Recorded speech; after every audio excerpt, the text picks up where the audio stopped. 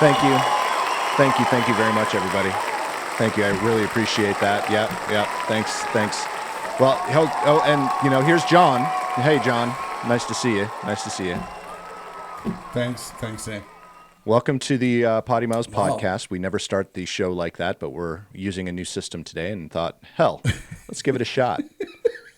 We call it the applause system. Well, and I was playing with it earlier. Well, we were kind of preparing, as much as John and I actually prepare. And, we've got really cool things in here like, the drum joke because, I need it. Exactly. So all the time. Bill, our friend Bill, is going to love that because Mr. Pun, he loves to be called Mr. Pun. He's so punny. He is Mr. Pun.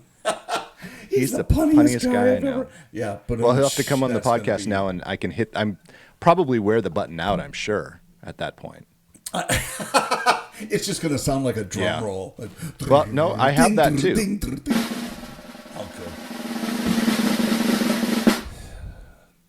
Ladies and gentlemen, this is a child with a new toy.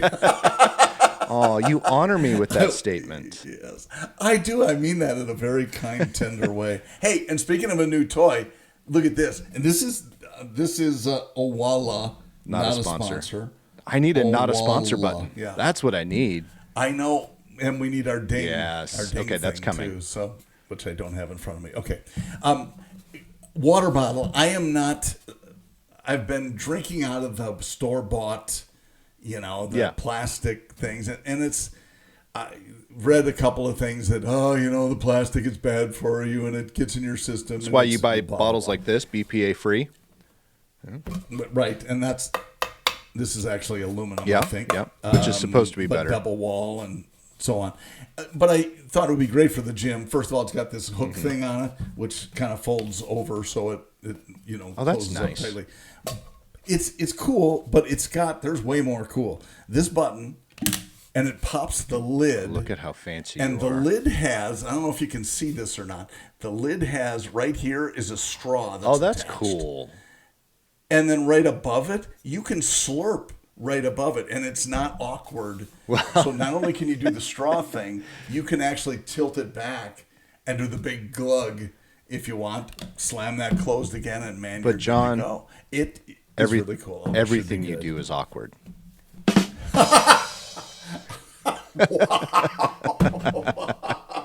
All right, and I'm already sick of the rim shots. That went a lot longer than I thought it would. Yeah, me too. No, that is really cool. Quite a while. It is kind of cool, and it's not. I seem to fill it a lot, which I guess is good. Yeah, and that's that's actually one of the reasons. So I got, you always saw the blue one, but now I've got a green one, and this one actually says State Parks of Tennessee, and it's got all of the state parks on it. You can kind of see it there. The light's glaring, but yeah. It would be a lot easier to read if you put milk in exactly. Exactly. But this one's got a wider mouth than the other one. That was what really attracted me to it. And also, this is an Nalgene bottle. That's what I was looking for, Nalgene. Anyway, the other bottle is from the company that I work for, that you used to work for. And I hated having to blur out the name every single time, because one thing John and I don't want to do is talk about our company or our clients. So that's kind of, this makes it a lot easier, because I don't mind the state of Tennessee getting a little airplay. Not a sponsor.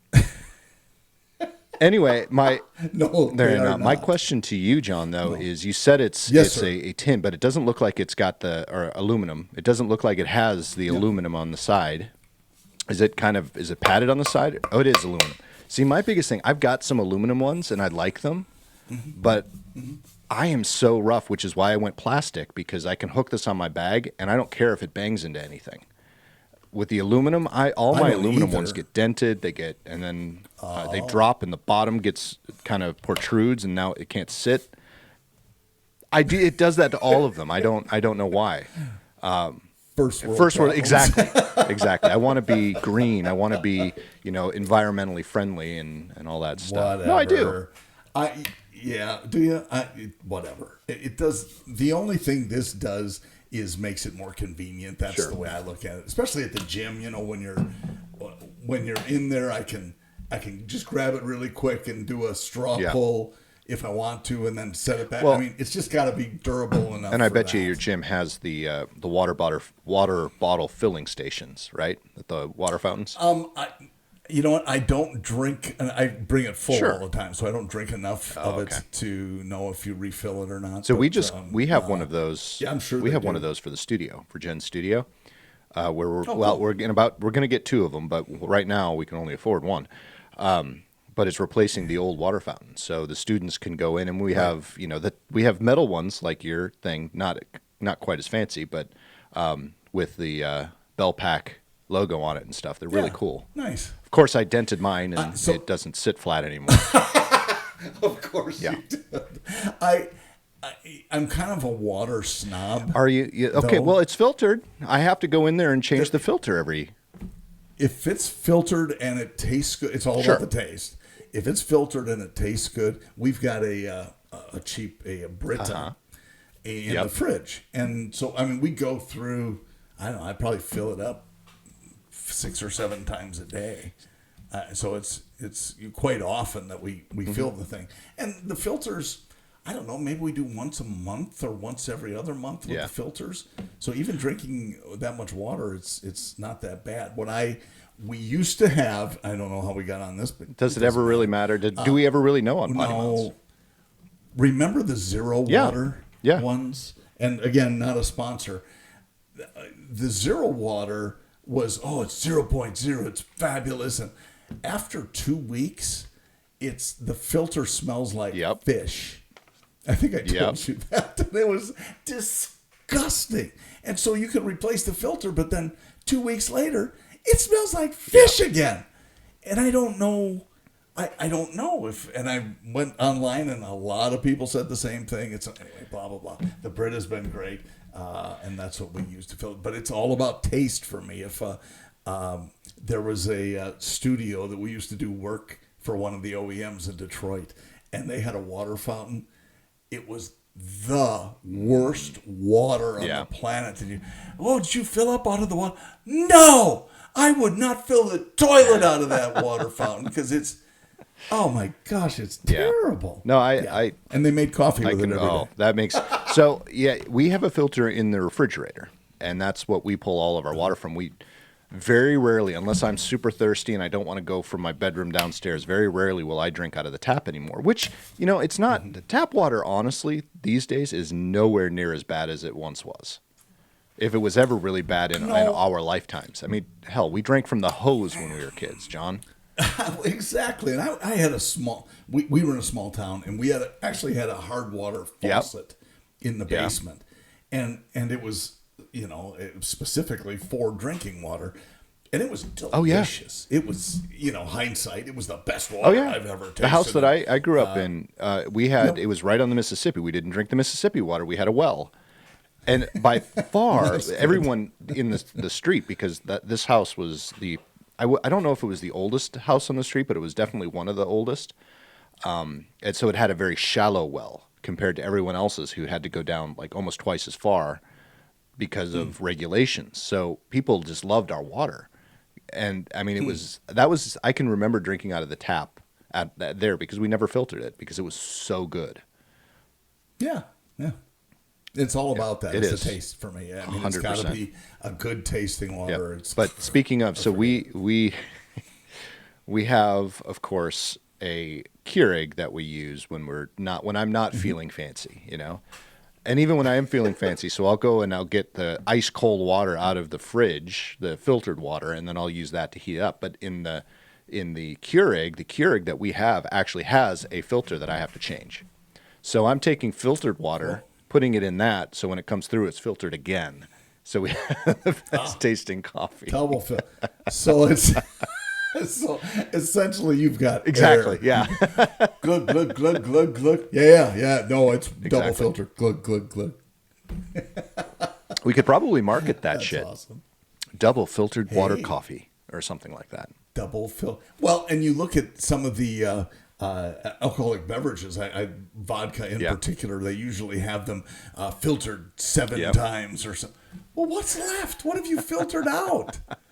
Well, there is zero alcohol, and it's No. And at this point, it's just pure alcohol. It's alcohol. Yeah, It's the maybe gas. it is. It's the what is it? Methanol guess. or ethanol? What comes out of alcohol? I can't remember. Ethanol. Ethanol. Yeah, methanol would No, not be good. no, that's I would not methane, think. right? No. Methane gas is from a cow's ass, which would be delicious vodka. There's a reason I have communications degrees, people, not a science degree. What flavor? What's the name of this vodka? Cow's ass. It's delicious. That probably would be a I genius drink marketing cow's tool. ass. You know how many people would probably buy that?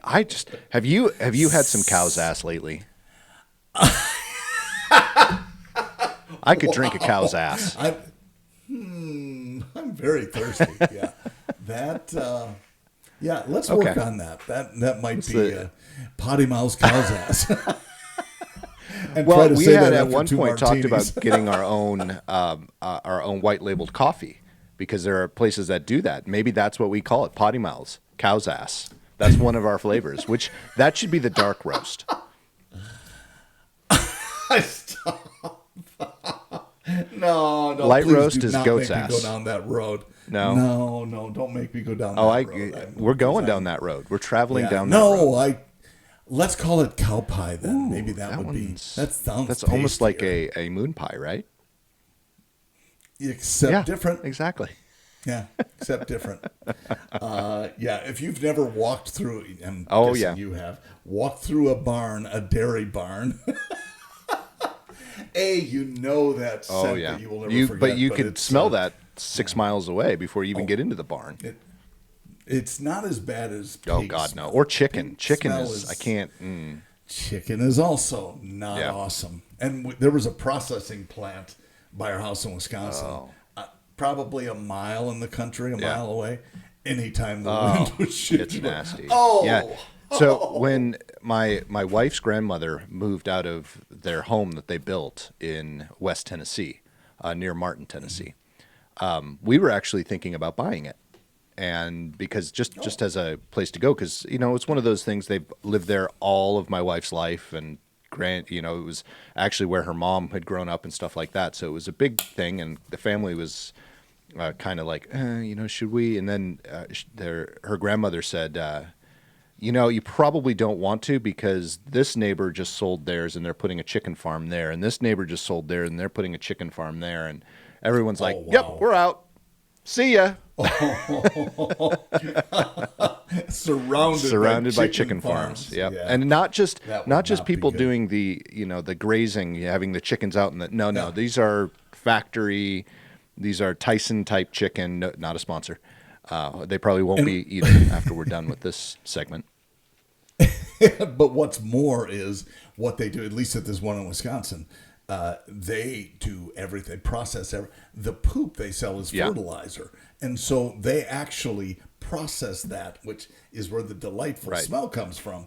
And the chickens are all in these massive buildings. They don't, for the big producers, they don't have them out in a field, frolicking. And no, they're not doing any of that. It's what, and you can smell and then the feed smells too. Sure. Whatever the stink feed. Well, it's probably their droppings. They're probably just recycling all of that. I'm being gross. I know they don't. Yes, you are. Well played.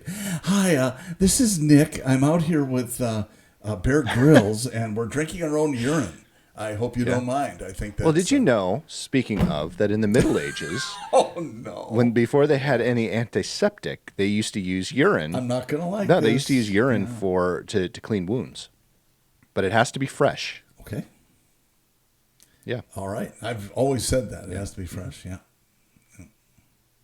And that's also was an antidote when you would get stung by a jellyfish. Yes. Yep. That if you've ever watched Friends, that was an entire episode was about being peed on. Or, that was a funny episode. I do admit that it was. That's really. I mean, just rehashing it is hilarious. Segue. Speaking of, because we're talking about history. I know. So I started reading. I've been traveling a lot in the last few weeks, and I've got some potty dusting stories for you in just a minute. But I started reading a book last weekend Was it last weekend or the weekend before? See, all my weekends are blending together. We have a bookstore here in Nashville, and it's not just it's actually a chain. You might even be familiar with it. I think they might have some in Florida. McKay's Books. The buildings are pink and purple, usually. Oh no. But it's a used bookstore, and maybe they have some new stuff too, but mostly it's used stuff. So we went in there because Peyton loves to read, so it was kind of a go in there and pick all the books you want. We're picking up books. The most expensive book in the pile that we got was $8, if that gives you any sense. Okay. We walked out of there having spent $60. So if that kind of gives you any idea, a lot of books. Wow. I bought one book that was my most expensive book in my pile was $3, and it's the one I'm about to talk about. And the rest of them were either $1. I actually picked up 2 books that were 10 cents. So if that kind of gives you an idea of how many books we left with, yeah. Anyway, the book that I picked up is called Pedestrianism, and it's the history of walking. Because back around even before that, but in the United States, back around the Civil War, it was a sport. Walking was a sport, and it was competitive walking. So they would walk, try to see how fast they could walk 500 miles, and they would try to do it in X number of days. And it's a fascinating book talking about just how it started and where it actually went and how massive it was. I mean, they were filling stadiums like football fields just to watch people walk around in a circle.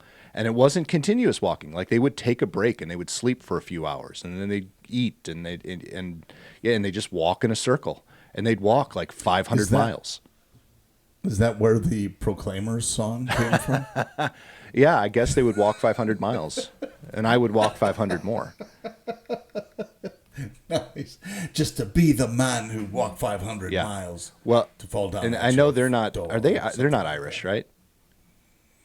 They pretend to be Irish. I'm not sure. I don't remember if they're Irish or Scottish, but one of the most famous pedestrians, which is where I don't think that's where we get the word from, but one of the most famous pedestrians was an Irish American. And he was famous because he beat the biggest known star, who the whole reason it got started was this guy was just a tremendous salesperson. I think his last name was Weston. Tremendous salesperson, and he and a friend had a bet. Weston bet that Lincoln would not be elected president, and this other guy said he would. And the loser had to walk from where they were, and I think it was either Connecticut or New York. They had to walk from there to Washington, D.C. in time for the inauguration, which was at that point was in March. Okay. And I think it was like a 200-plus mile walk or something like that. And that was, of course, in the middle of winter. And Weston lost. So he decided to walk it, but he wasn't going to lose income, so he got a whole bunch of companies to sponsor him, and he had someone following him in a trailer, and he was walking and telling people about it, handing out all these leaflets for his sponsors all the way down to Washington. He didn't make it on time, by the way, but people were so fascinated by it, and they followed it, that more and more crowds would show up as he was walking through those towns. And they would give him things, and it just became this huge thing. And then no one cared that he didn't even make. He got down there, and he actually, the president, which was Lincoln, because he was elected, the president actually had him come into the White House and met him and talked to him and all of that stuff because of his walk. And that was the beginning of pedestrianism in the United States. Now, it had dated all the way back to the 16 and 1700s in Europe. People were actually competing in walking competitions. But this was the first time in the United States it became a. So if that was new, what did they do before? Did they roll? Were they people just rolled? Your guess is as good as mine. Okay, so that's when walking first. That's when they really got. No, that's when it became a competitive sport. Would you bring that bowl over to me, please? I don't know how to get there. I could crawl. Yeah. I could see that's the new sport. That's crawling. Screw football. Screw baseball. Let's just crawl. People would fill stadiums to see people crawling. Yep. So anyway, that was the book I was reading on all the flights. So the number of flights I've been on lately, not only has it secured my status on my airline, but I'm already working and almost completing the second status, and that was only in the last 2 weeks. That's how often I've been in the air this week, and there's some very interesting people flying right now, let me tell you. So what are you finding to be the mask usage, if you had to guess at the percentage? Depends on the place. Strangely enough, you fly out of Nashville, rarely do you see a mask on someone's face. Okay. Houston honestly had the most that I saw, and that was even me flying into Orange County in California, where I would have expected more, but I would say it was about half. Half. Wow. Okay. And Houston was even more than half on the plane, or half in the airport on the plane. And that was the interesting thing. So when Nashville, Houston, El Paso, none of the flight crews were wearing masks. When we flew into California, none of the flight crews were wearing masks. But when I flew out of California, everyone on the flight crew was wearing a mask. That was fascinating to me as well. But different airline? Same airline every single time, which is why my status is going up. But the other interesting thing too I found is I'm sitting and I'm listening to all these people hacking in the back, and I'm like, okay, I understand sometimes you have to, like you coming back from Wisconsin, you had a cold, so you're gonna hack, but you were wearing a mask, weren't you, on the way home? That's respect. That's was I? Just say you are. Just say you are. On the way home, I was not. I wasn't hacking. It was the way there that it was. Anyway, doesn't matter. Doesn't matter. But yeah. But if you were hacking, wouldn't you wear a mask? This is the time I would. Yes, absolutely. And that's on a plane. It's a little different. You just have heard. Here's the problem. We've been lied to so much throughout the course of this pandemic that you don't know what to believe anymore. And so is it going to make a difference? Look, as you were about to say, it's a courtesy thing. And that's really all it is. And I think we're losing greatly on courtesy. But sadly, what happens is you get on the plane with a mask, whether you have a cold or not, people instantly will attach something to you. Oh, you liberal puke! Really? I can't believe you're wearing. Oh, there's some. I haven't. That was. Didn't hear it, but you can just kind of see in people what they're defining. And some who have masks on are looking at people without masks with disdain. And so there's a little of that that's. I'm hoping that will wane after. I think it will. I really do. But the interesting, you say that, the only time I ever sensed that, it was kind of funny because I'm in Orange County and I'm waiting for my flight and I'm walking around and there's this gentleman a little bit taller than me walking around and without a mask, and he's going in the store without a mask. And then I go up in, and I don't know why I noticed him, but I just did. And then there actually weren't that many people compared to what I'm used to, but I go and I'm always group 2 because of my status, not group 1, group 2. So I get into my group 2 line and I'm just waiting there and I'm standing there, and then he comes up past me because his family's in front of me. His family, his wife, and I'm assuming it's his daughter, but and then someone else, but they're wearing a mask, and he walks up and the very first thing he does, he puts on his mask and he wears it the rest of the time. But he was looking at me, and I wasn't wearing a mask, and he looked at me with disdain. Or at least that's what I sensed from him. And I'm like, I just saw you walking through this entire place without a mask. You were standing next to me in the store without a mask. And he wasn't showing off for his family. Yeah, exactly. So honestly, that's the only time I felt that. And in fact, I would say it was quite the opposite. I had people sit next to me with masks, and we had the best conversation, and they never, I would have assumed anyone with a mask wouldn't want to talk to someone without a mask. No, we were just chatting it up and just having a grand old time. The flight attendant on the last flight, I happened to be in 1C. And so she was standing there the whole time, and she was wearing a mask. Bulkhead. Yep, bulkhead, first class. Which honestly was the first time in first class I ever sat by it was a 2-seater, so 2 seats, and no one sat next to me. Mm-hmm. So I had the whole thing to myself as a first class passenger. Anyway, she and I were bantering back and forth the whole time and we were just having a blast. So I didn't feel that. Now, this is the one thing that drove me absolutely nuts. There are a lot of things that drive me nuts. I'll admit that. I'm pretty bougie when it comes to this shit. Yes, you are. So I had from Orange County yesterday, and that was yesterday, so that was Friday. So Orange County yesterday to Houston, and then Houston to Nashville. Orange County to Houston, I was 7F. So I was a window seat, bulkhead in coach. So I picked that seat mainly because when I was able to pick that seat, there was someone in C already, which is where I normally sit. And there was no one in the middle, and then it was F. And I'm like, well, bulkhead, plenty of room. I don't mind the window seat. I actually prefer the window seat as long as I can get out. Sure. So I picked that. And, of course, they filled the seat. This lady was flying standby. And, I mean, not a huge lady. Not over – I mean, she was a little overweight, but not, like, obese, right? And short, probably 5'1", 5'2". She comes in and sits next to us, and we're like, okay. You know, it's the other guy's same – so she's middle seat. The other guy is on the aisle. He's about my height. He's probably a little skinnier than I am even. So we're not huge people either. I know I look massive and bulky here. I look like I'm stacked and built like Joe Rogan. Obviously, but I'm really not. I'm pretty small. So sometimes I close my eyes and open them again, and I think you're Rogan, I know. And then I close. Well, if I took off my hat, it would really. Yeah, and didn't shave for a couple of days. I haven't shaved. Can you tell? I shaved yesterday. Yeah, I said a couple of days. Okay.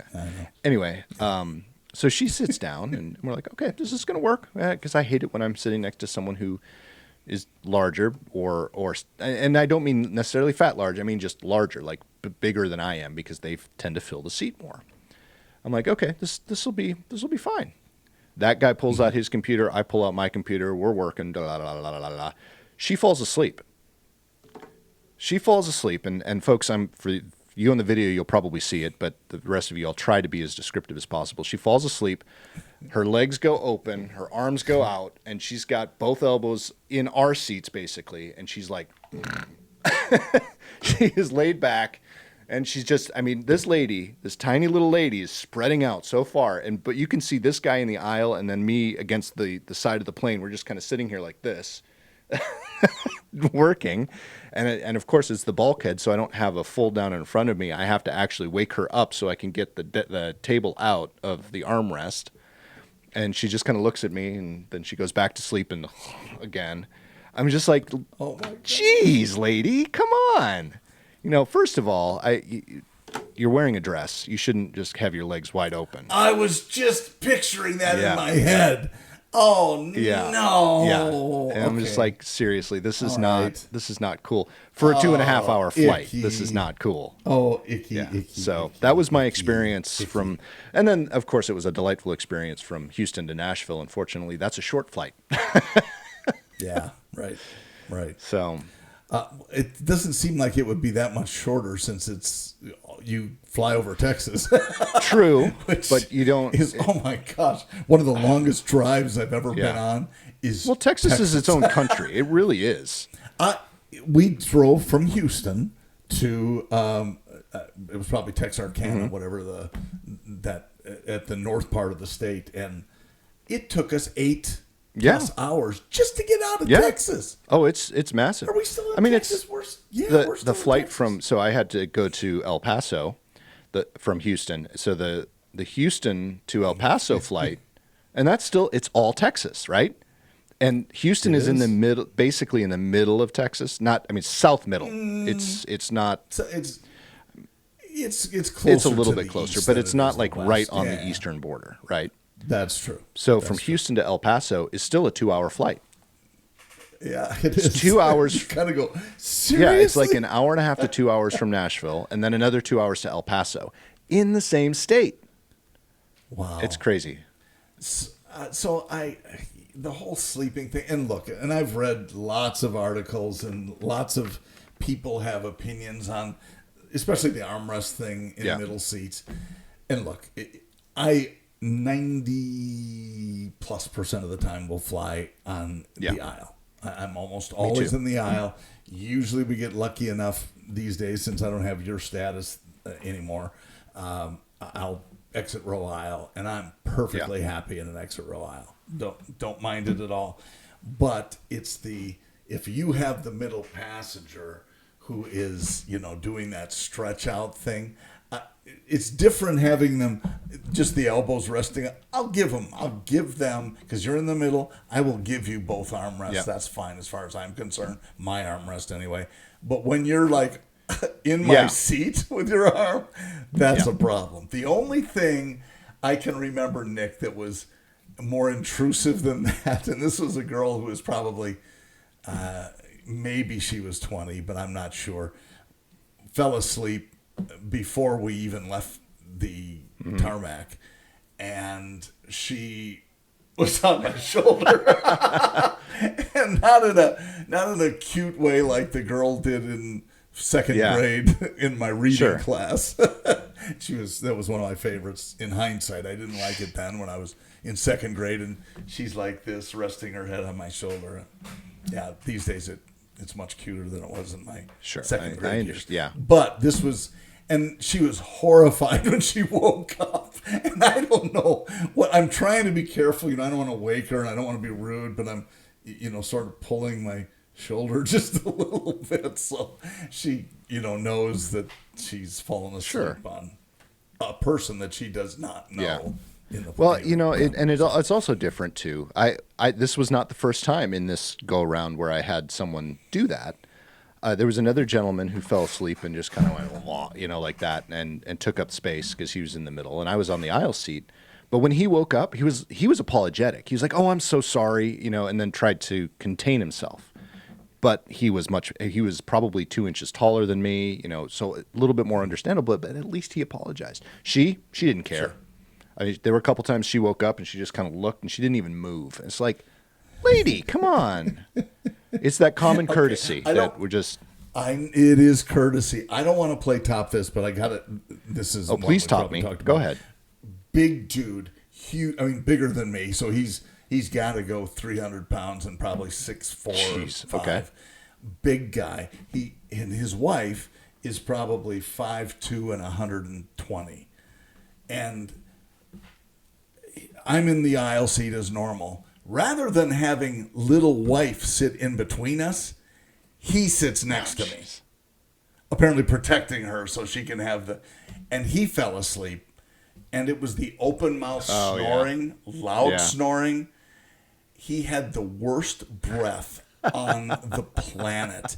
And it was not even oh boy, I caught a little whiff of that. It was sitting, I'm just trying to do work or do something, and it's just wafting toward you. And I had Listerine strips, and I swear I was just going to, but I'm not sure it would have done anything. All right. It was I'm going to one-up you on that one. So I sat. Well, I've got more. Sat again. I do try to get, if it's the last seat left or close to the last seat, I always give it time, because I know that the front bulkhead seats are reserved for handicapped, and I will always let someone who's handicapped sit where they need to sit to be safe and secure. But I usually end up in the seven row, which is bulkhead most of the time. Yep.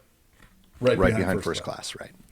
And so I did that, and I was sitting in my usual 7C aisle seat, 3-seat row. Nice gentleman comes in. Well, first of all, it was interesting. And so this lady and her daughter sat next to me, and I already knew. I'm like, okay, I don't think they were given these seats, because when I picked the seat, it was me, empty, another person, right? Okay. So I'm like, okay, I don't think that's what happened. And sure enough, this gentleman comes up and said, "I think you're in my seat." The two women didn't speak English; they only spoke Spanish. This was in Texas. I think it was El Paso to Houston before I flew to Orange County. And so they're trying to speak to me, and I'm like, I don't understand what you're saying. This gentleman actually knew a little bit of Spanish, but was learning Portuguese. So he was able to communicate with them, and they found their seat, and he took his seat. And very nice dude. We started talking.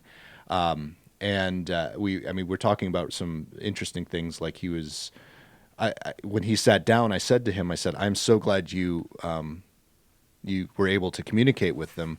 It goes a lot further when I should have learned Spanish instead of German in high school. And he's like, oh, German? Why did you take German? 'Cause I'm taking Portuguese. And he was telling me all about that. And I said, well, I took it because it was an easy A because my family's Dutch. And, it's a very similar language. And they didn't have Dutch in high school. And he's like, oh, I've got a friend from Holland. And, I think he's from I can't never pronounce it, Utrecht, and which ironically is where my family's from. So we had, things, and we just bantered back and forth a little bit, and he was no, I'm sorry, we were flying to Denver. So I think it was El Paso to Denver. Oh, see, that changes the whole story. No, it was Denver now. Of course he was nice going to Denver. Well, exactly. So, but he looked like someone who was from Denver. So I asked him, I said, are you going home to Denver? Wait. He looked like someone who was from Denver? Everyone, like John Elway? Everyone has a little bit different look, and you can kind of place where they are, for the most part. Not everybody, I'm generalizing, but flat-billed hat, not bending like me, flat, and, a T-shirt with a hoodie and shorts and hiking boots.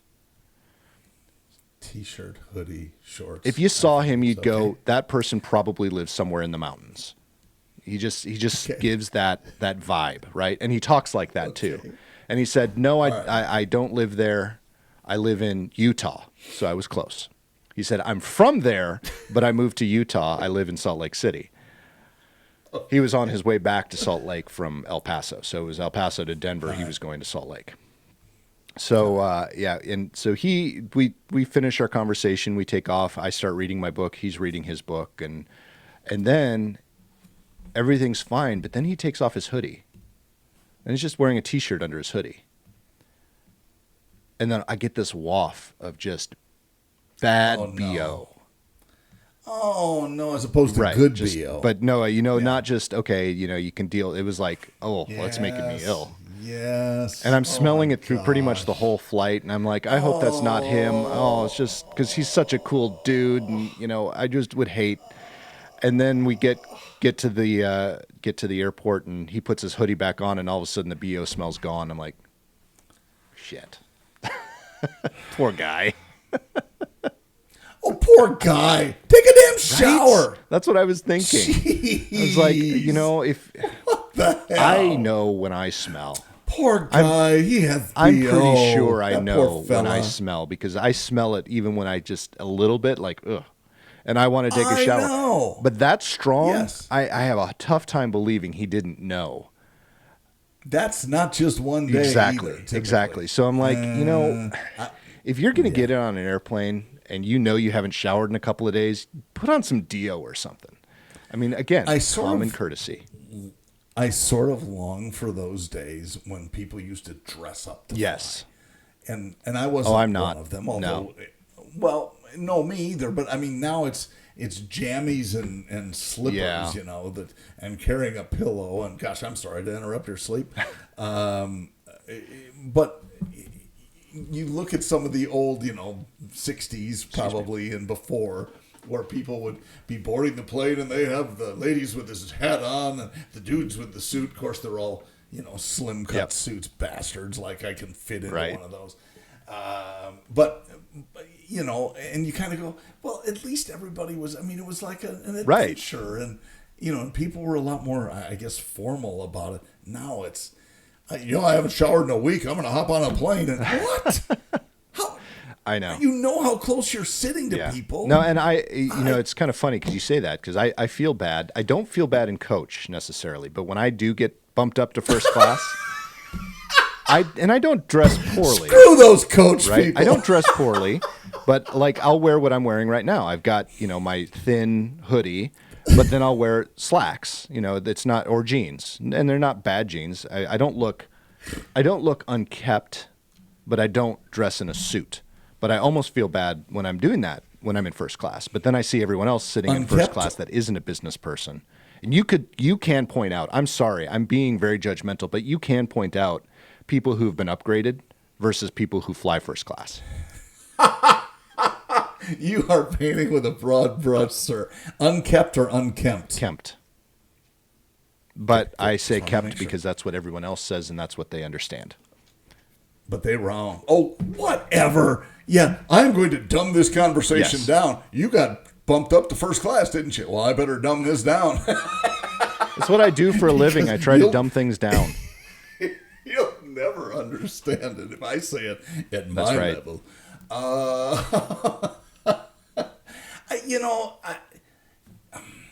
Do you ever, this is the fun part about, and maybe not as much these days, but walking through first class, if you're not in first, which I never am anymore, and I'm okay with that because I'm not flying as much, but walking through first class and you kind of check for you. Yeah. What are you doing? Yeah. Do they not know that you're not deserving of first class status? I wouldn't go that far, but I do people watch. I don't absolutely ever think people that. watch. Well, I do too, and it's not even obviously not judgy because Yeah. why would you? But it's kind of fun to do. But I will often do the Yeah. I had a buddy who was from Colombia, and he would do training focused on Hispanics and his heritage, and a smart guy. And oddly enough, he and I work together. He's helping me. He said, because I know they'll understand your English better. And he was, he was hilarious. But he said, here's the difference between a U.S. guy and a guy from Colombia. I've told you this, when you see somebody from the U.S. across the crowded bar, you just go, and just a little head nod like that. And he says, but if you're from Colombia, you go with the lip thing. And so if you're not watching on YouTube, it was just a lip extension along with the nod. And he would do that, and it was hilarious to watch. I mean, just do that. Why are you doing that? Because it's a little different. So I would do sometimes that nod, not the lip thing. That would be weird in first class. But the nod is as you're boarding first class, because sometimes you get people who will stare at the people who are boarding, going, "Oh, you're going back to coach, huh? Yeah, I'm up here in first class. I don't know if you knew that." Well, no, I yes, not judging, but it's fun when people watch. I try not to. It's because there's so many different factors. Like right now, depending on the day, it always depends on the day. Like yesterday, flying on a Friday, I hate flying into Nashville on a Friday. I mean, you don't have business people on your flight flying into Nashville, but other days you'll fly in and out of Nashville, and it'll be interesting because you'll have people in first class. Two different types. You've got the older people who look like they're retired and are just used to flying first class, and they've got the really nice clothes and even if they're dressed down, you can tell it's expensive stuff, right? Quality stuff. And then you've got the people who are on vacation that got bumped up for some reason.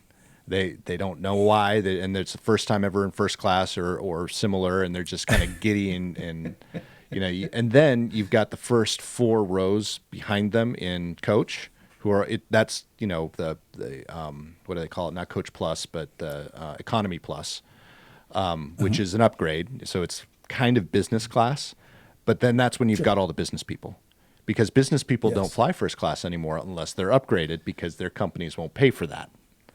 That's correct. And they haven't for years. Yeah, right. I mean, seriously, companies I've been with have not for years. I just think it's really funny because you see all these people in first class that, not all, but a lot of people in first class that really, if you're talking about first class, shouldn't be in first class. And then you've got all these really prim and proper business people wearing suits sitting in the first 4 rows after that. Yeah, they're the ones the ones in first class who get the lucky bump up for whatever reason are the same ones who got bumped up to TSA pre-check, and they don't know why they're there. Drives me nuts. Well, do we have to take our pants off? And it's a whole bunch of that, and you go, come on. Why are they not? They'd be more comfortable if you ran them through the regular. And I know what it is. It's because travel for businesses is down so much, and they don't have as many flights anymore. They're trying to attract more people, and one of the ways to do it is to give them that premium experience, which I as a marketer, I understand. But as a business person who has to fly and travel, I hate it. I hate it. And you can't even say it like that, because even though the number of flights, as you said, may have reduced, they're still busy. Flights are full. Always full. Yep. And so, it's just different. As you said, sometimes it depends on the cities, like going into Orlando or leaving Orlando. Oh my gosh, it's always a mess. And they don't even, the last time I went through there, which has been a long time ago, they didn't even have a TS. I don't think they had a pre-check line. Geez. And and they said, well, no, everybody has to go through this way. You don't deserve special treatment. I'm like, well, I paid $100 for special treatment and got fingerprinted, and you did a background check, and whatever.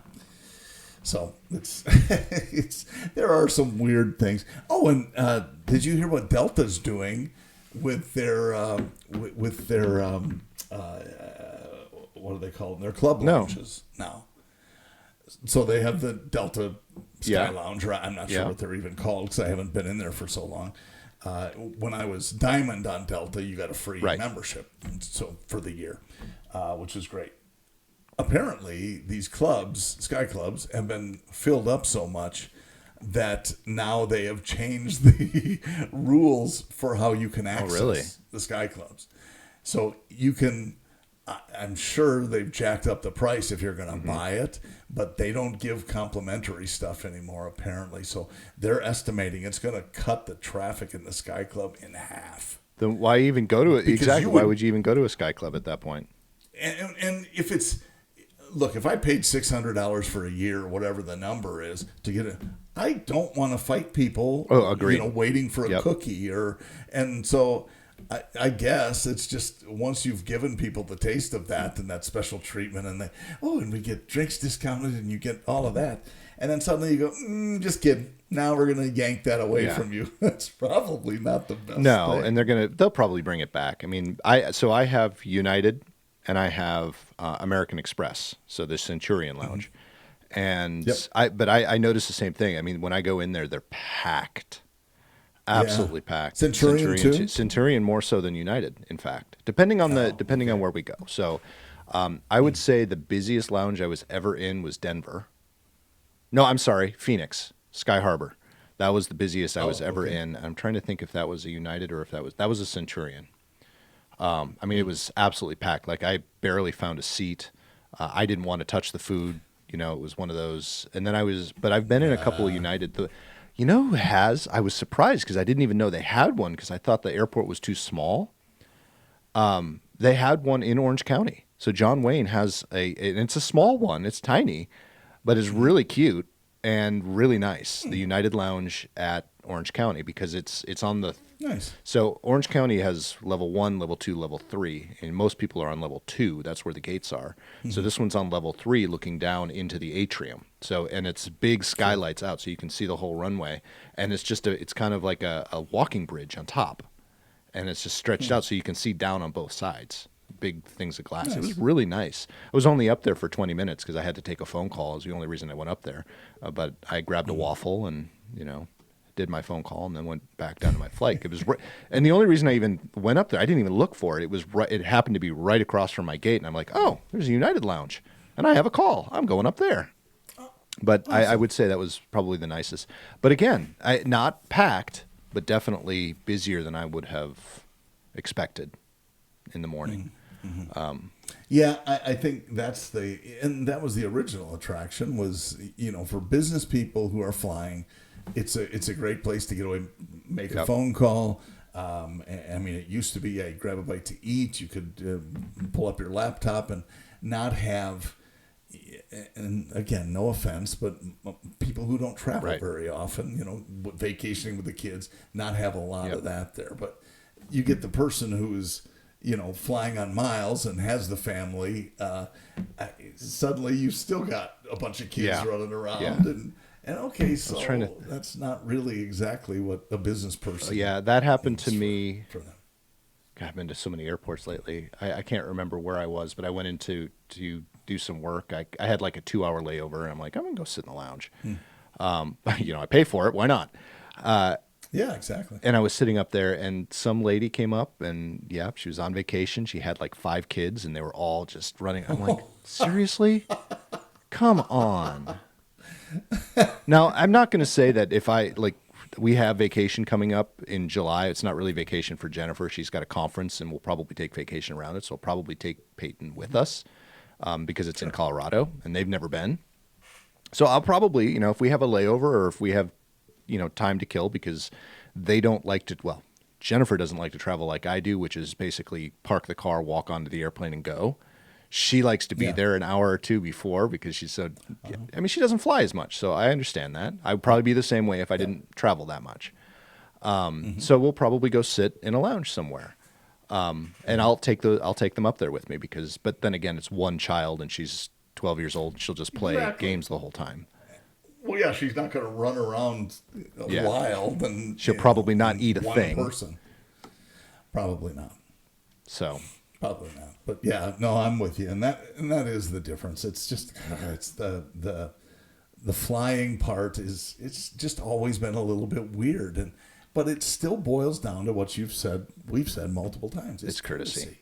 It's all about being courteous with people and think about what they're going through. Think about what just hey, what would be a nice thing to do? I don't know, shower before you get on the plane. Oh, come on. I don't. Yeah, don't fall asleep spread eagle. Well, speaking of courtesy, John, do you have time to keep talking? Because if you do, let's go ahead and split this into 2.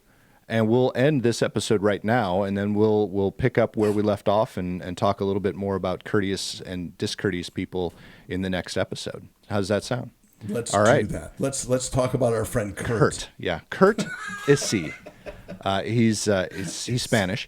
Anyway, so we're going to end this episode right here. Check out more episodes from PoddiMouths at PoddiMouths.com. PoddiMouths.com, or all of our socials. Well done. If you're watching this on YouTube, smash that like and subscribe button. I can't do it. I'm not cool like most of those other people that are on YouTube, but we know. Yeah, we should by now. It's been 4 freaking years.